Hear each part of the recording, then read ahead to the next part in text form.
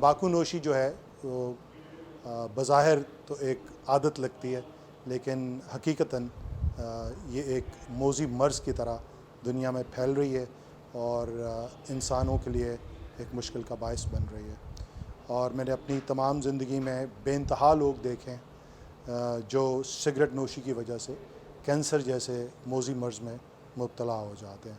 और शायद सबके ज़हनों में ये चीज़ पहले ही पेवस्त हो के जो लंग कैंसर है या सरतान है फेफड़ों का, वो सबसे ज़्यादा कॉमन है, लोगों को पता है।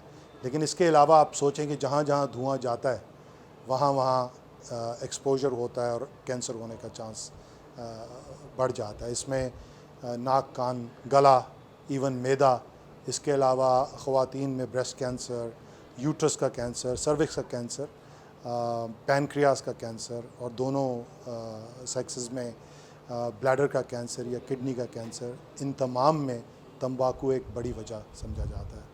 बहन भाई डांटते हैं ना पियो मत पियो, तुम्हारे लिए अच्छी चीज़ नहीं है, लेकिन उसके बावजूद भी बस एक आदत सी बनी हुई है।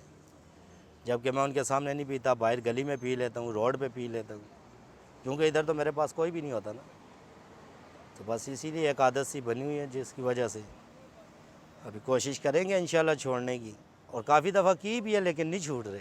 जैसे बाकी दुनिया में टीनेज स्मोकिंग के रेट्स कम होते जा रहे हैं, हमारे मुल्क में तो ऐसा कोई तरीका है भी नहीं है कि उनको रोका जाए, कि एज लिमिट नहीं है कुछ, अगर है भी तो उसको इम्प्लीमेंट नहीं किया जा रहा। तो I think this epidemic is still out of control in Pakistan and जो है we have to work seriously, और थोड़ी और हमें कोशिश करनी पड़ेगी कि इसकी किसी तरह इसको कर्ब किया जाए। जैसे मैंने कहा था कि 40 से 50% लोग स्मोकिंग करते हैं यहाँ पे मर्द, और वो नंबर जो है वो कम होता हुआ नज़र नहीं आ रहा फ़िलहाल। जो कोशिशें गवर्नमेंट की तरफ से हो रही हैं या हम डॉक्टरों की तरफ से हो रही हैं, उसमें अभी बहुत ज़्यादा और काम करने की ज़रूरत है।